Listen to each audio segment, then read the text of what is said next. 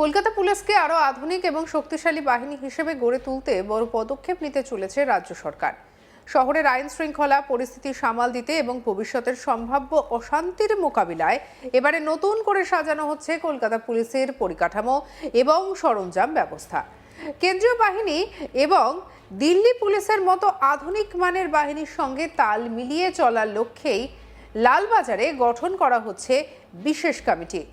এই কমিটির কাজ হবে কলকাতা পুলিশের বর্তমান প্রস্তুতি, সরঞ্জামের মান, বাহিনীর সক্ষমতা এবং জরুরি পরিস্থিতি মোকাবিলায় কৌশলকে খতিয়ে দেখা। ইতিমধ্যেই এই উদ্যোগ ঘিরে প্রশাসনিক মহলে শুরু হয়েছে জোর চর্চা। কলকাতার পুলিশ কমিশনার অজয় নন্দর নির্দেশে গঠিত হয়েছে 5 সদস্যের একটি বিশেষ কমিটি। এই কমিটির নেতৃত্বে রয়েছেন কলকাতা পুলিশের যুগ্ম কমিশনার আইপিএস নীলাঞ্জন বিশ্বাস। কমিটিতে আরও রয়েছেন সশস্ত্র বাহিনীর 6 নম্বর ব্যাটালিয়নের ডেপুটি কমিশনার দেবাশিস দাস সহ একাধিক আধিকারিকেরা। আগামী 15 দিনের মধ্যে তাদের একটি পূর্ণাঙ্গ রিপোর্ট জমা দিতে হবে লালবাজারে, আর সেই রিপোর্টের ভিত্তিতেই ভবিষ্যতের পরিকল্পনা ঠিক করবে কলকাতা পুলিশ। প্রশাসনিক সূত্রে খবর, শুধু বাহিনীর সংখ্যা বাড়ানো নয়, এবারে মূল জোর দেওয়া হচ্ছে আধুনিক সরঞ্জাম, প্রযুক্তি নির্ভর পুলিশি ব্যবস্থার উপর। কোন থানায় কত সংখ্যক হেলমেট রয়েছে, কোথায় পর্যাপ্ত দেহ রক্ষাকারী বর্ম নেই, কোন ব্যাটালিয়নের কাছে পর্যাপ্ত ঢাল বা লাঠি মজুত রয়েছে কিনা, সবকিছু খতিয়ে দেখবে কমিটি। পাশাপাশি প্রাণঘাতী নয় এমন অস্ত্র, রাবার বুলেট, কাঁদানে গ্যাস, জল কামান সহ ঝামেলা মোকাবিলার বিভিন্ন সরঞ্জামের বর্তমান অবস্থা এবং ভবিষ্যতের প্রয়োজনীয়তা হিসাবও করা হবে। বিশেষ করে শহরে বড় ধরনের বিক্ষোভ, সংঘর্ষ বা উত্তেজনাপূর্ণ পরিস্থিতি তৈরি হলে বাহিনী কত দ্রুত এবং কত দক্ষতার সঙ্গে পরিস্থিতি নিয়ন্ত্রণে আনতে পারে, সেটাই এখন বড় চ্যালেঞ্জ হিসেবে দেখা হচ্ছে।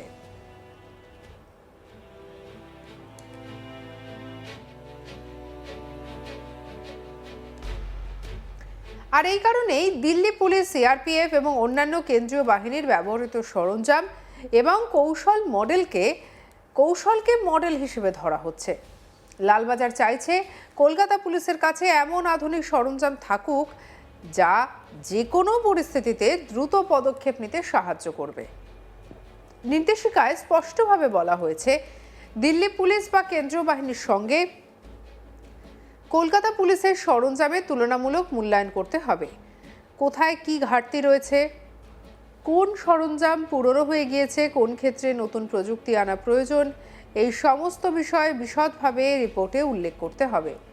আধুনিক দাঙ্গা নিয়ন্ত্রণ ব্যবস্থা, উন্নত মানের সুরক্ষা সরঞ্জাম, দ্রুত মোতায়েনযোগ্য ইউনিট এবং জরুরি পরিস্থিতিতে প্রযুক্তির ব্যবহার, এই সমস্ত বিষয়ও খতিয়ে দেখা হবে।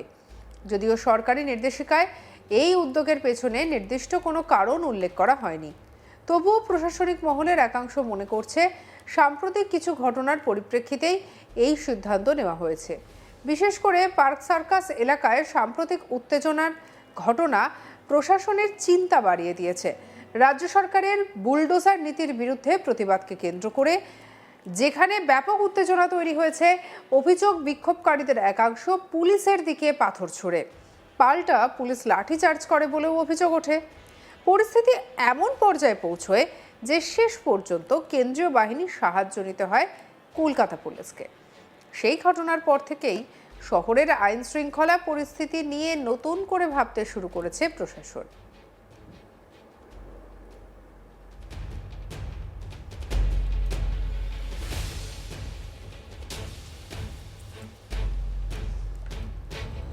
গোয়েন্দাদের একাংশের মতে আগামী দিনে শহরের বিভিন্ন প্রান্তে একই ধরনের বিক্ষোভ বা উত্তেজনাপূর্ণ পরিস্থিতি তৈরি হতে পারে।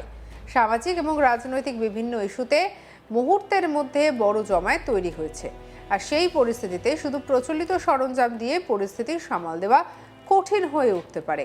তাই আগেভাগেই প্রস্তুতি সেরে রাখতে চাইছে লালবাজার। আমাদের কালিক রাহির রিপোর্টে কি উঠে এলো দেখব। রাজ্যে সরকারের পালাবদলের পরেই কিন্তু একাধিক প্রশাসনিক স্তরের রদবদল, সেটাও যেরকম দেখা গেছে ঠিক সেভাবে দেখা গেছে যে পুলিশ তাদের কিন্তু কাজের একেবারে ছাড়া হাত পা দেওয়া হয়েছে। অর্থাৎ আগে যেভাবে পুলিশের ওপর একটা অভিযোগ উঠতো, পুলিশ কোনো একটি বিশেষ রাজনৈতিক দলের হয়ে কাজ করছেন, সেই সব কিছু এখন অতীত।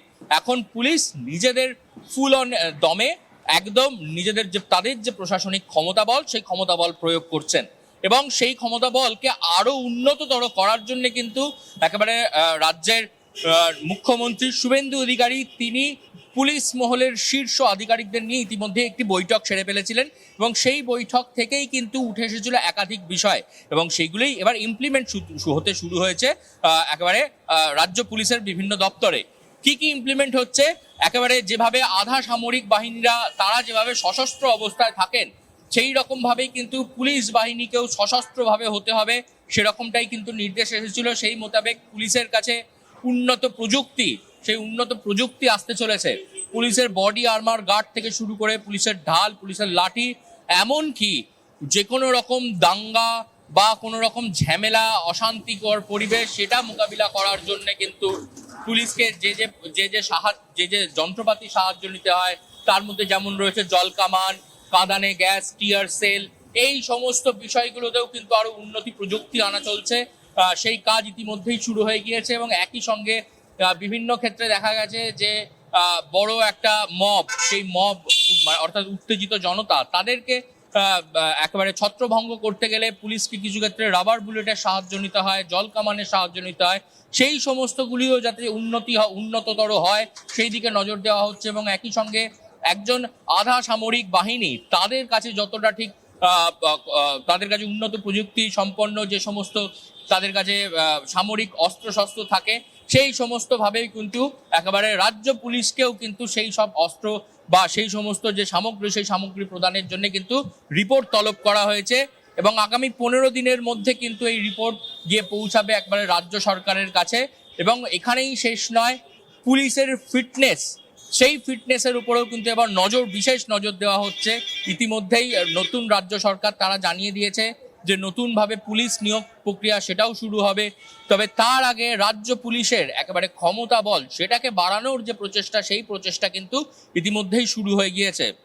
একদিকে তাদের সামরিক অস্ত্রশস্ত্র সেগুলিকে যেমন উন্নততর করা হচ্ছে, যেভাবে দিল্লি পুলিশের কাছে উন্নত সব সামগ্রী রয়েছে, সেরকম ভাবে এবার রাজ্যের কলকাতা পুলিশের কাছেও উন্নত সামগ্রী আসতে চলেছে।